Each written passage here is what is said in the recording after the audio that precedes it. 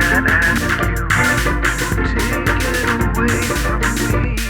And you're straight from this place, so you always will see. But then I have to go away. Hello. Welcome, ladies and gentlemen, to the Rocking Horse Podcast. Wow, I already ruined that. Podcast, the Rocking Horse Podcast. Your host, me, Raul Garcia Jr. And, listen, I don't know what the Rocking Horse means. I just thought it was a great name. And I was thinking about imagery, and later on when to start making stickers, merch, and all that stuff, I thought of a rocking horse, and it looked really cool. Maybe down the line I'll figure out what it means to me, but I just needed something really quick. And this is the first episode for this podcast. And we're gonna do Angels in the Outfield, the 1994 film by Disney. Yeah. See, what I remember most about this movie is the trailers before the Disney home video movies. We would rent countless films, like I don't know, like The Lion King, Snow White, Beauty and the Beast, Cinderella, Bambi. We would rent them all, and then like my dad and my mom would buy them for my sister, and I'd sit there and watching whatever I could. And this movie would play before. I mean, the trailer for this movie would play before the movie, and it was always commercials about Disneyland and like how a family got tickets to go to Disneyland, so they were packing up, and then they go to Disneyland and have the time of their lives. And then it was this trailer always beforehand. It was Joseph Gordon-Levitt and what's his name? Christopher Lloyd being the angel. And Danny Glover is the coach. Well, he is the goat. As the coach. And it was always like this somber music. And the narrator was always like a boy and always wanting a family. And then what I always remember is Joseph Gordon-Levitt's like, something. He's like, can that be us, Dad? And this. And then he makes a wish. And Christopher Lloyd playing the Angels shows up, and the Anaheim Angels start going up the major leagues and start winning game after game after game. And Danny Glover is like, holy crap, this kid's crazy. He's a psycho kid. And it starts working. And then, only Joseph Gordon-Levitt could see the angel. Danny Glover has to believe Joseph Gordon-Levitt, and they're winning and winning and winning. And there is a lot of people in this movie. Matthew McConaughey's in this movie. He wasn't a major star. Tony Danza's in this movie. Adrian Brody's like a side character. Who else is in this movie? Neil Hugh McDonough. I'm probably saying that wrong. That guy was the bad guy in Walking Tall with The Rock. Yeah, he's like a side character, always getting hurt. Who else? There's like a lot of people in this movie. A lot of people. Yeah, and they're all side characters, and now they're like big famous movie stars, and it's crazy.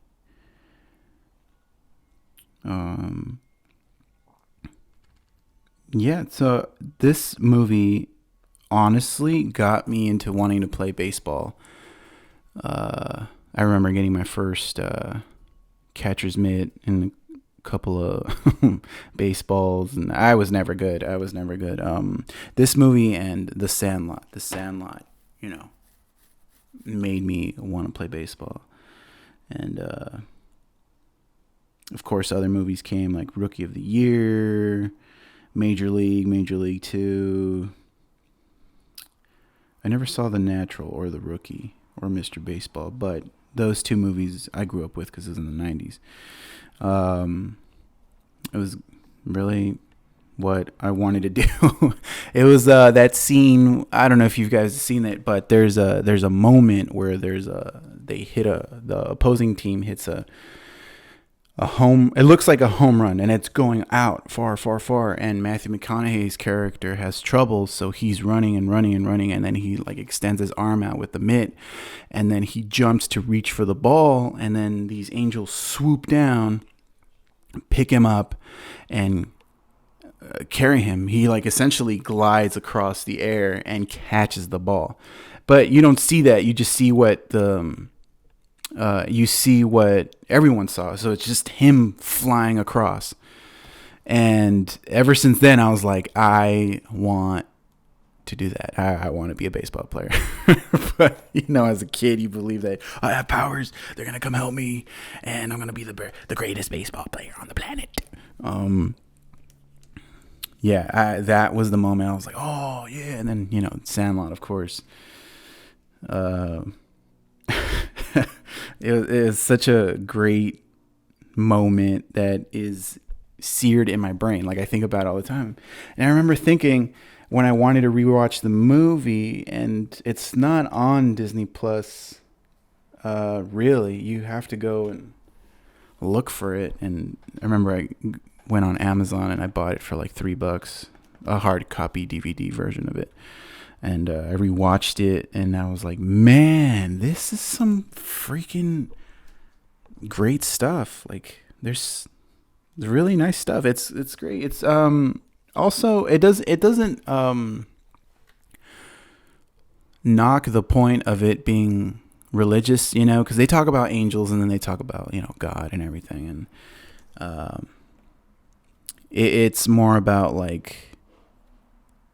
Because there's a lot of like people that don't believe, and then there's people that do believe, and there's people that believe in other things, and this movie doesn't knock it down or say that you're wrong or this and that. Like, you can believe in whatever you want to believe. Miracles, no miracle, it's about being a team, it's about being a family, and it's about working together, and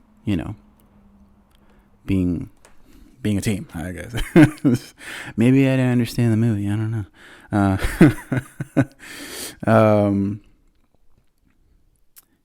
I remember growing up, I wanted to be either Joseph Gordon-Levitt or that kid, Benny from The Sandlot. It's very heartfelt. It's a really good movie. And I remember I watched it. As a kid, you kind of miss out on a lot of things. And that's what it just kind of, things went over my head. And I just wanted to see them play baseball with the Angels and stuff. The Angels would come down and help everyone. And,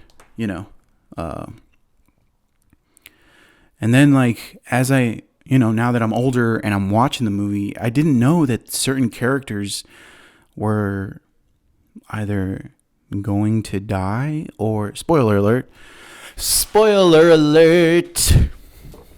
some of the angels know what's gonna happen to some of the angels know what's going to happen to the other players, and that's just that's crazy. I didn't know that as a kid, and now that I'm an adult. And I was like watching some scenes, and I'm like, "Whoa, dude! Like, that's what the? That's so sad." I think this movie is super underrated. It's very heartwarming. It's thrilling. I remember that. And I remember feeling excited when the first the angels from the heavens are coming down to help the Angels, the Anaheim Angels. When you see like the first few angels come down helping the baseball players, it is very thrilling. I just, even now I get like excited. I'm just like, whoa, whoa, whoa. You know, it's like a switch. It's like, oh man, these guys suck. They're at the bottom of the leagues and whatever. And then the Angels come up and they start helping them. And then the only kid that could see them is Joseph Gordon-Levitt. And he has to explain to Danny Glover that he's like, hey man, there's angels.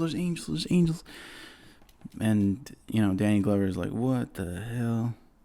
He's like, oh man, it's very, very, very emotional. Now that I'm, you know, as a kid, you're like, cool, yeah, awesome. But now, you know, I guess as an adult, you seem to understand things and how things play out in the movies, also in life.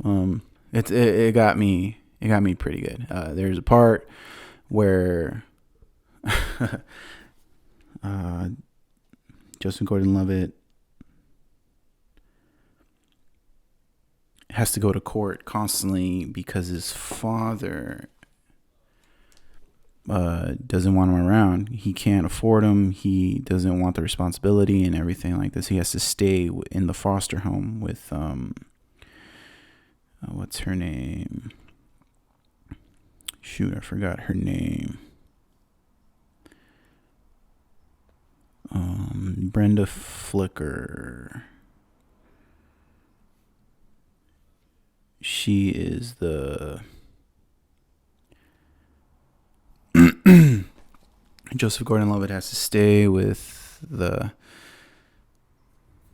care person, the orphanage woman, I think, until he ages out, and then he has to find his own way after he's 18.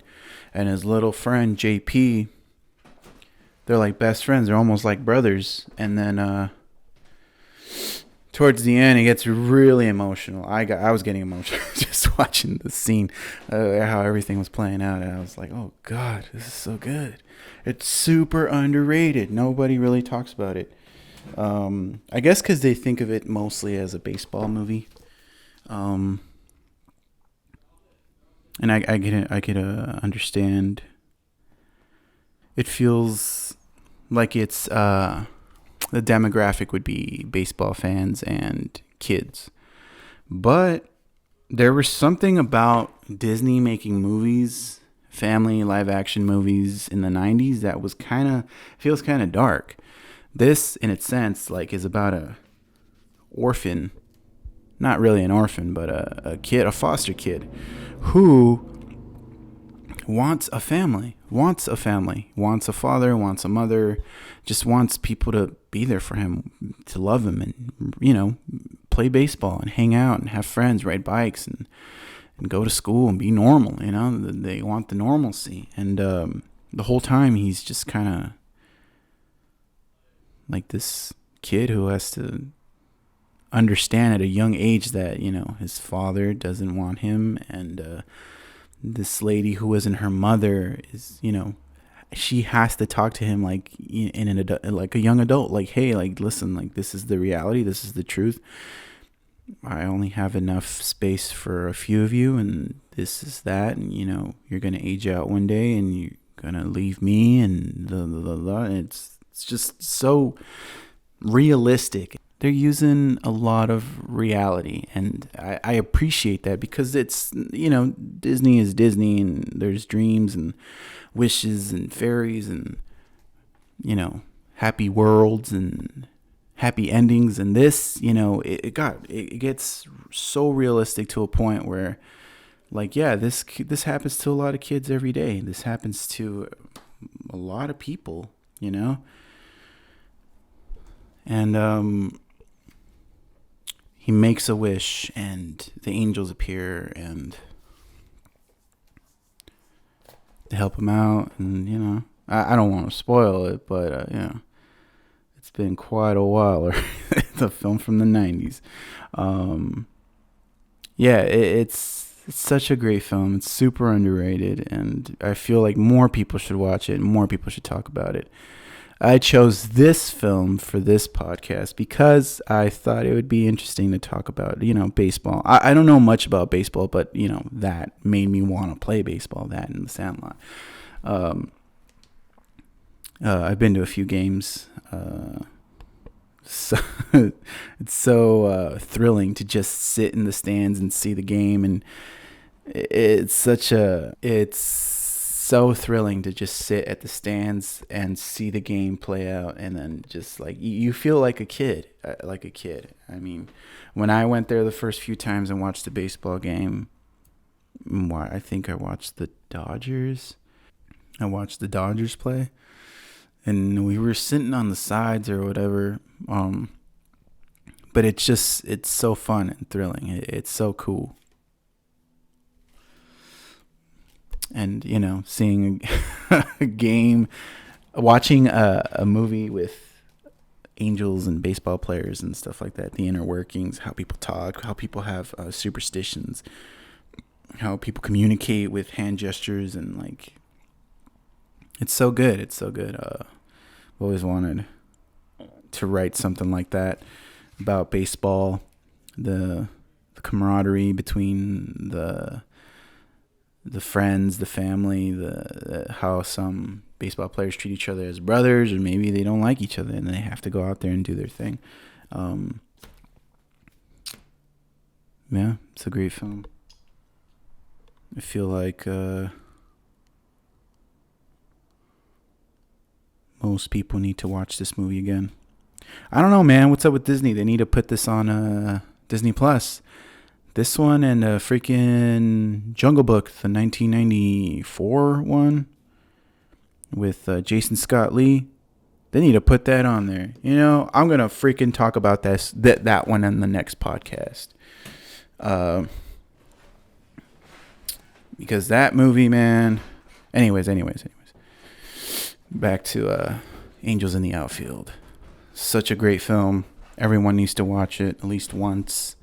If you have seen it, let me know in the comments.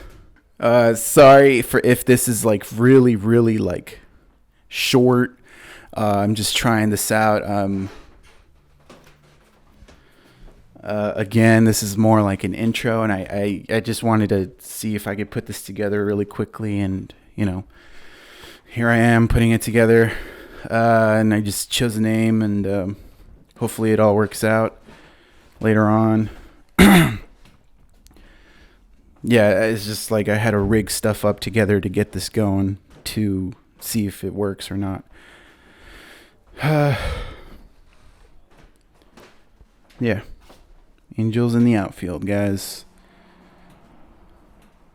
Great movie from 1994.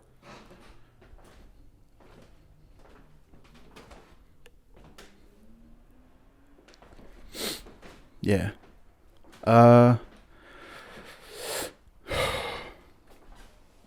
Well,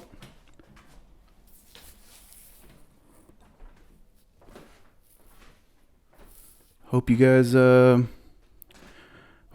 like this. I'm gonna work really hard to do more weekly to just get them out there. I don't know if they need to be longer or shorter, but I'm going to do my best. Thank you for listening. As I progress in these, I'm going to figure out how to get cameras and all that stuff. So thank you if you're listening to this. This is the first episode. Go watch Angels in the Outfield and let me know in the comment section how it makes you feel.